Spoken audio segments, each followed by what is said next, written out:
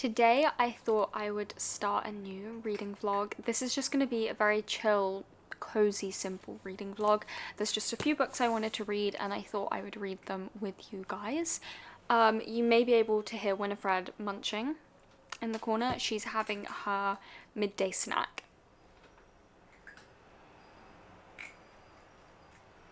So there's that. You can definitely hear that. But yeah, I have a few books here that I want to read this coming week or so, or less. These are all very short books, so it could take me less. Who knows? But let's just go through them. The first one I want to pick up is The Last Tale of the Flower Bride. This is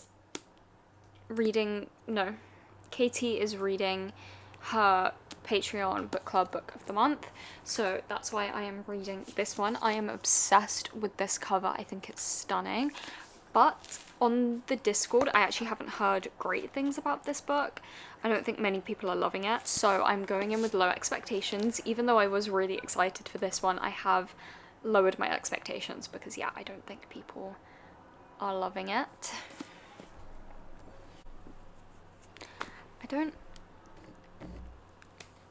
I don't actually remember what I was saying, and I feel like I've zoomed in differently. Hold on. I don't know. We'll leave it there. I was cut off, so I don't remember what I was saying. But yeah, I'm going in with low expectations. I think that was what I was saying. Because people are saying this is a bit mid, which is so sad because I was really excited for it. But it's basically, I don't know, it's like a gothic-y fantasy thing. I don't want to go in with too much knowledge. I like going in not knowing much. It reduces the expectations, I think, because you don't know what to expect whatsoever.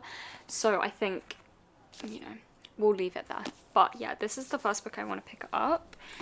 And then I really want to read Starling House. I have heard good things about this one. This is the book that is about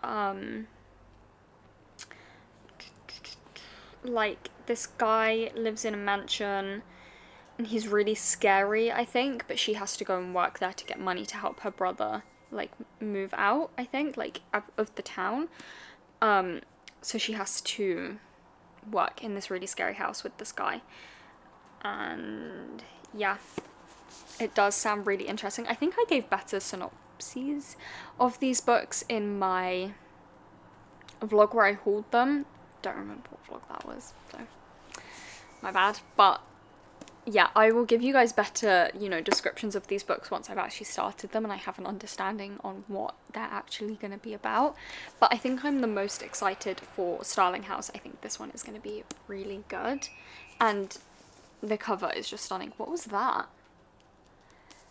I don't know. The cover is gorgeous with like the foiling on it. Stunning. And then finally, I want to pick up Graveyard Shift. I said in my Dark Academia reading vlog that I picked this one up, and I was debating doing, like, saving it for a Dark Academia part 2 because I have a couple of books that I want to read, but we're just going to pick up in this vlog because it's so nice and short, and I think it will be nice to just, like, I don't know, throw in there at some point. But this one is about these, how many people are there? 5 people all meet in this like cemetery, I think, so they can smoke. Like they all meet up there to like have a smoke, and then they find that one of the graves is like completely empty, but this is like a really, really old graveyard. Like people aren't getting buried there, so that, you know, it's not like they're preparing for like a burial the next day or anything. Like people shouldn't be getting buried there. It's full, it's old, it's just kind of there to let the people rest, not to bury new people, you know. So I think, you know, in this very short novella they kind of try and figure out why this has happened, pretty much, I think, is what we're getting from this. And yeah, like I said, this one is so short. I believe it's like 110 pages, 108, but also like there's hardly any text on the pages. I will literally read this in one sitting, so that can be something fun that we can do together, just sit down and read this and see how we feel. But yeah, those are the 3 books that I want to read. Today is Sunday.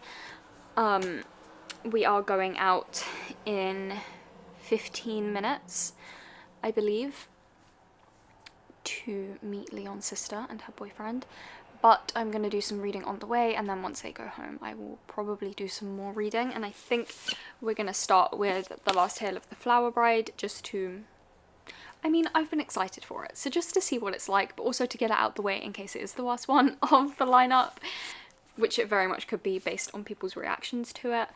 But I am working the next few days, but it's my week with shorter shifts. Like tomorrow I don't have any uni, it's like an independent week, and then I don't start work until 3. So, you know, we have some time to get some reading done. So yeah, I will be trying to make my way through The Last Tale of the Flower Bride. This book is also very short. It's less than 300 pages. Yeah, it's 289 pages long. It's very short. So in theory, if I haven't got this finished tomorrow, honestly, I'm gonna be a bit annoyed because it's such a short book. I feel like in between traveling, lunch breaks, time before work, I should get this done very, very easily. So yes, we're gonna start with this one, and I will come back to you guys later on today to give you my initial thoughts on the book.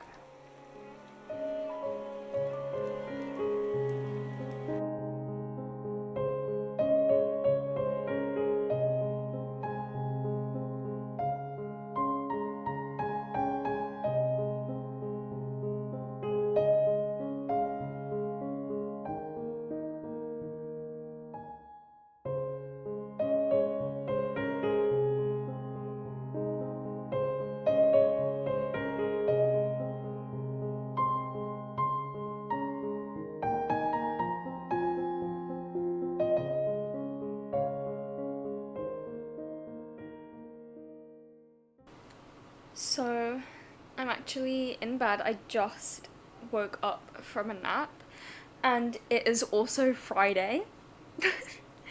Listen, guys, when I tell you that Zodiac Academy took over my life, I'm not exaggerating. Like, let me give you some dates, okay? I finished book 1 of the Zodiac Academy on the 13th of October, which was Sunday. I then, oh, Winnie was with us, but she's left now. I then started the next book that same day, and I finished it on the 15th of October, which was Tuesday. I'm now 68% of my way through. Did I say book 2? I meant book 2.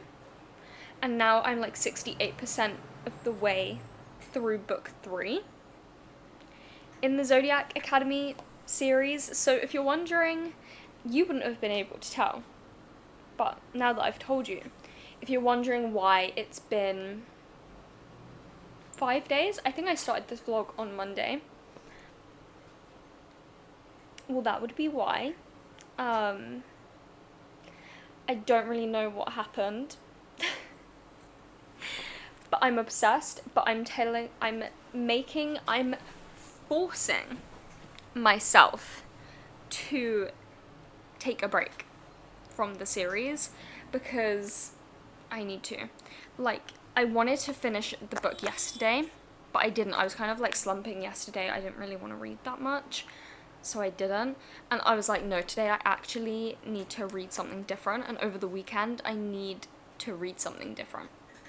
So that's why I'm back giving you an update, because I finally made progress with one of the books for this vlog. Because yeah, when Zodiac consumed me, I literally couldn't pick up anything else. I tried. I only managed to get like 50 pages into this over the span of like 2 or 3 days of like picking it up and trying to read The Last Tale of the Flower Bride. You know, it wasn't working, but I did read some of this earlier before my nap, and I thought I could give you guys a little update on how we're doing with it thus far, because I do kind of want to finish it today. So I thought I could give you a little update on where we are right now in the story, and then I can just try and finish it with you guys. So yes, I am now 110 pages into Last Tale of the Flower Bride. I read 60 pages today, which is the most progress in one go I have made with this book. And let me tell you, I'm enjoying it so much more. I think part of the problem was I only managed to get 50 pages in before I was fully swept up with the Zodiac Academy. And those first 50 pages weren't amazing, I'm not gonna lie. So then, like, the perception I had of the book wasn't great. You know, I was like, oh, it's kind of like mid, like, I think it's probably gonna be a 3-star. And while that still could be true, it's a more enjoyable 3-star now. So basically what changed is that we got a new point of view. There, as far as I'm aware, there's 2 POVs in this book. I have yet to experience another. One POV is the bridegroom, and then the other POV is a different character who... Wait, let me see if I can tell you. Yes, okay. Her name is in the synopsis. So I'm like, I won't say who it is, but one of our characters we also get a POV from is in the synopsis. And that literally, like, I stopped, like, the page, like, 1 or 2, yeah, I stopped here. I'm gonna cover it, but the next chapter starts this page. And, like, that character's POV is so much more enjoyable than the bridegroom's. It gives you so much more to the story, like you're actually learning things and unraveling things and getting an explanation to the first 50 pages that made no sense to me. So yes, I'm very grateful for that POV. And it makes me more appreciative of the other POV, because it's like, it's also kind of dual timeline, at least where I'm at now, so I appreciate his POV more as well, you know? So that's kind of where I'm at with it. You didn't know that I wasn't enjoying it, but I wasn't, and now I'm enjoying it a lot more. So I'm happy to come back with my first update and report that I am actually having a semblance of enjoyment with this book. I am planning to finish it today. It is 3:40. So we have plenty of time. I'm basically a third of the way through. This book is basically 300 pages. It's 289, so it's actually just under, and I'm on 110. So actually I'm just over 30% of the way. No. Should we see where I'm at? Let's have a look. 36% of the way through. Yeah, that's where we're at. Definitely intrigued, enjoying it more than I thought I was going to. And, you know, the whole book is kind of following this question of what happened to, so basically we follow the bridegroom, and his bride is Indigo. And we're kind of following her, and she asks him, you know, never look into, like, her past life. Like, her life she had before she was with him. And she's, like, gorgeous. So he's like, you know what? Sure. Like, yeah, sure. I won't look into it. But then they have to go back to her childhood home, and he starts to figure out some things, and he learns that she had this childhood best friend, Azure, but she disappeared. So kind of what the book is following is who Azure was and what happened to her, you know?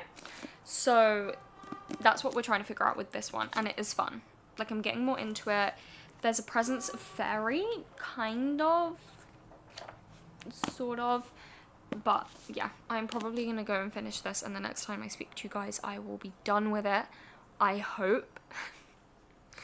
Because I know I've only sat down to read this like a couple of times, but it feels like I've been reading it forever because I started it like Sunday, I think. And now it's Friday, and I'm like, I should have been done with this book days ago. So I'm kind of over it, you know? And then we're gonna go into Starling House over the weekend. That's my plan. So yeah, we really need to get this one done. But I have a ASMR room on, of course. This one is A Witch's Cottage. Stunning, you would have seen. And I've been listening to some, like, it's a playlist for this book, but it's mainly comprised of like I'm gonna say classical music, but it's more like movie soundtracks. The instrumental, like this one is the Us soundtrack, so it's got that like spooky eerie vibe, and it's been really fun. And I've been talking to you guys for ages because I had to update you guys, so I'm gonna go finish this and I will come back to you guys later. I don't know how this is gonna go because my battery's literally got a cross through it. It's empty. So we're gonna try and be quick. But I have some updates. I finished The Last Tale of the Flower Bride yesterday. I finished it yesterday. I ended up rating it 3.5 stars. It was good, but it wasn't great. Like, it's not my new favourite thing. It was just fine. I liked the characters, but I felt like they lacked depth. I liked the story, but also I was kind of confused on the message of it, like what I was trying to do. You know, like I wasn't sure. I didn't really know. But it was like entertaining. I was hooked by it. But like it was just, yeah. It was fine. It was still fun. It read like, I've only read A Dowry of Blood by S.T. Gibson, but I feel like it read like that. I don't know if all of her other books are similar, but it definitely read like A Dowry of Blood to me, which sometimes I'm in the mood for and I love it and it becomes like a 5-star. And sometimes it's like just not what I'm needing in the moment, so it wasn't as good. But yes, I have finished this. I'll probably give some more comprehensive thoughts in the wrap up at the end, but that's where we're at with this one. And then I started Starling House today, and I'm enjoying it. I think I'm enjoying it a little bit more than The Last Tale of the Flower Bride. I'm on page 86, and where we're at, basically we're starting to learn the history behind Starling House and the people who have lived there and the history of the family, and we have gotten the backstory to our character Opal, and we really understand, you know, why she would even risk taking this job at Starling House and what it means to her to be able to like earn that sort of money and be able to help her brother. And yeah, it seems like Starling House is really spooky. We've met Arthur, who is a very interesting character. And the house is very interesting. Like, I'm only 80 pages in, and even like 50 pages in, you know, every morning when she sees him, he's like bruised, or he's got like scrapes on his chin and stuff, and it's just very mysterious. And there's an element that I wasn't expecting, which is kind of like an exterior thing, who's interested in Starling House and Arthur for like ulterior motives. So it's very interesting to see how that's playing into the story as well. And just this really weird town in Kentucky, America, like it's weird. And it seems quite like poor. I don't know if it's because we are in the POV of a character who is very, very, very poor, but the whole town kind of gives those vibes, you know? It's not flourishing very well, but I am intrigued to see where the rest of this book is gonna go. I'm probably gonna end up finishing on Monday. I'm gonna read more tomorrow, maybe more today, but maybe not. But yeah, that's where I'm at with this one. I think it was going to be an interesting read. This was definitely an interesting read. I just feel like I didn't emotionally connect to any aspect of it. And that's what really makes like a book for me, is when I'm emotionally invested, and I wasn't. I think that's what it was. But yeah, that's where we're at with these. Also, while we're here, I want to show you my... Actually, is that a spoiler? My Magnolia Parks series jumper. If you know the quote, you know the quote. I can't really say who says it because it's a spoiler. And I can't really say what book it's in because it's also kind of a spoiler. But I love this jumper. I think it's so cute. And this is my favourite quote like in the whole series. So yeah, I love this. Also, this ankle is kind of fun. But yeah, that's where we're at with the books for this vlog.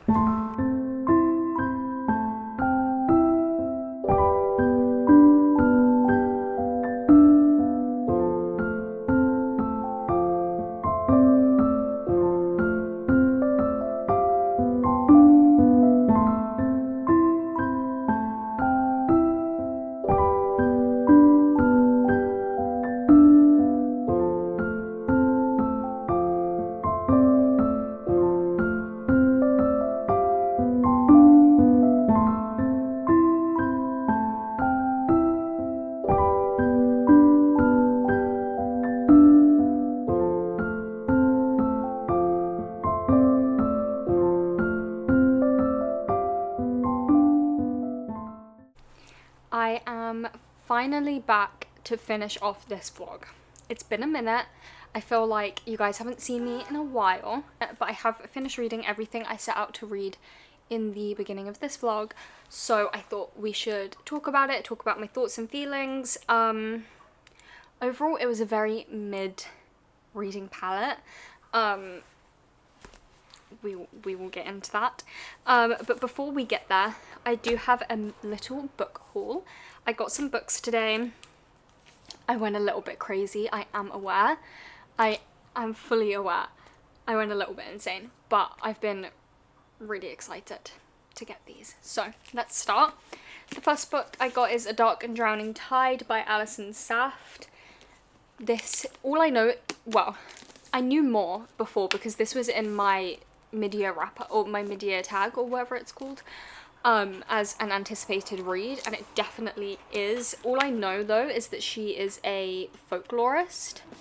Yeah, and I've just been obsessed with this cover. I'm not gonna lie, I judged a book by its cover with this one, but it is stunning and I love it. It kind of reminds me of like a Monet painting for some reason, but yeah, that's this one. And then I have 3 special editions of some books. So recently, if you are interested in Stephanie Garber and Caraval and that series, you will know that the Christmas novella just came out. And I picked up the Waterstones exclusive edition, which is this white one. And it's so gorgeous. But then look, if you take off the dust jacket, the naked hardback is Mr. Garland's toy chest, and this matches the new special editions they've brought out of the original series. It matches them perfectly. I don't have those, but even just alone, it's gorgeous. And then inside, I'll try my best to show you, but there's just like, of course I'm not flicking to any pages that, look here, there we go. There's like some stunning artwork. Let me try and find you guys some more examples. Here, look. Things like this, and you've got like this just all throughout the book, and it's stunning, and I really do think it's one of the most gorgeous editions I now own. I am obsessed with this book, and I really hope it's a good little festive novella. I'll probably read it in December. I think I'm going to save it till then, even though I really want to pick it up now. It's not the time for a festive read, so I'm going to save this one for then, but I can't wait. And then, as you guys know, I have read Powerless and Reckless, but they have brought out the new Waterstones exclusive editions, and I think it's because when book 3 comes out next year, it's going to come out in hardback first, and there wasn't any matching hardbacks, so they bought them out, and they are currently the exclusive editions. So Powerless has purple sprayed edges and Reckless has red sprayed edges, and also on the end papers is like special, well, it's not a special map, it's the map, but inside you also have the normal map as well.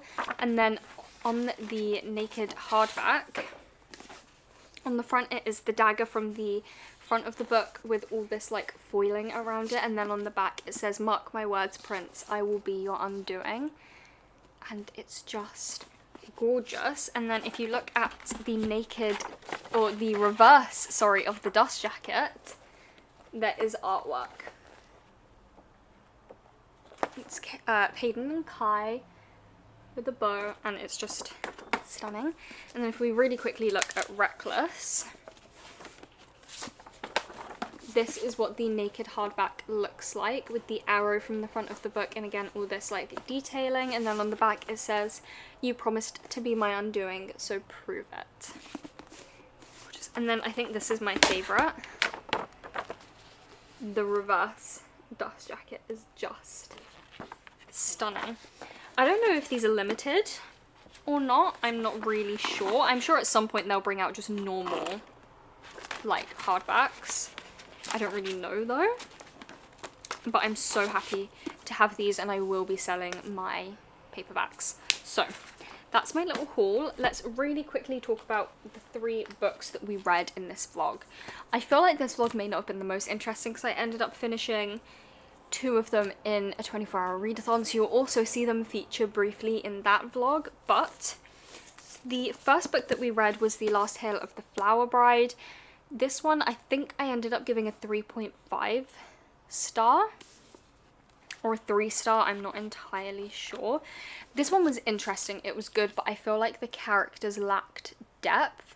Like, it was an interesting story, but that's all it was. Like, there wasn't really anything else to it. It was just an interesting story, if you know what I mean. Like, yeah, I didn't really feel connected to the characters. I was just curious on what happened with them, you know? So, I haven't thought about this one too much since, but I'd still recommend it. Like, it had a really cool, like, gothic-y, spooky sort of vibe, and I did see a lot of people enjoyed this a lot more than I did, so I would definitely still try it out. But, yeah, it wasn't my favourite, but it was still good. And then the next book, we finished this in the 24-hour readathon. I read Starling House by Alex E. Harrow.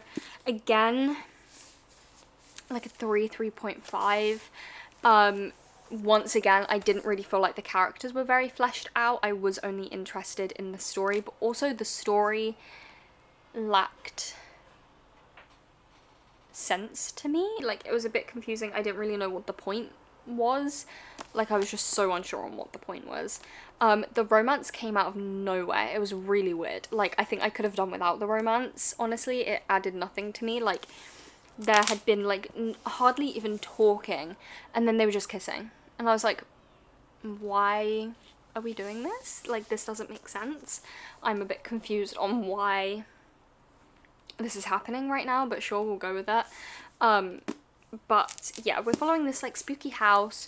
Also, in both of these books, the house was like personified, which was really interesting because I feel like I don't read many books where the house is like its own character, and both of these, the house was its like own character. I did really enjoy that element. It was spooky. I feel like it dragged, but then the ending wrapped up really, really quickly. It was just, the pacing was off with this one for me. And I feel like, yeah, I was just a bit confused the whole time. Like, even now I'm a bit like, what was this even about? Like, I don't even really know. But yeah, I settled on like a 3.5 or a 3. And then the final book, which you didn't see me read at all, but I thought I owed you guys a review, is Graveyard Shift by M.L. Rio. I really enjoyed this one. I gave this one 4 stars. This was my favourite book of the vlog. I feel like this worked. I feel like the pacing was good. It was very quick. It felt like things were happening very quickly, but that's because this book is literally 108 pages long. I do feel like there wasn't like a lot of stakes. Like, I didn't really, like, it all happened in one night, and it didn't seem that dramatic, you know? Like, it was a weird spooky situation, but it didn't have the drama that I feel like it could have had if she decided to write it as a full-length novel. Like, the implications of what they saw wasn't huge, but I really liked it. I feel like you got a sense of individuality from each character. Like, they were each quite distinctive. I can't say I remembered their name. I only had 108 pages, guys, listen. But I feel like I could tell each one apart. Like, I knew that they were different characters. And every single one was very, very different. different circumstances, different backgrounds, things like that. So it was really a group of just like a mixed group of people coming together every night in the graveyard to, you know, have a smoke in the middle of the night, and then they find this creepy thing and they have to figure it out, and it was great. And I loved the imagery of the mushrooms and the like vermin, like it was very atmospheric, and I really enjoyed it. And are we surprised? You know, we've been waiting what feels like a lifetime for ML Rio to bring out another book, and when she does, it was of course great. And also in the acknowledgements, she said that she was writing 2 books at once, so I feel like we're gonna be getting another book. Yeah, it said, I never would have survived the year, never mind writing 2 books at the same time.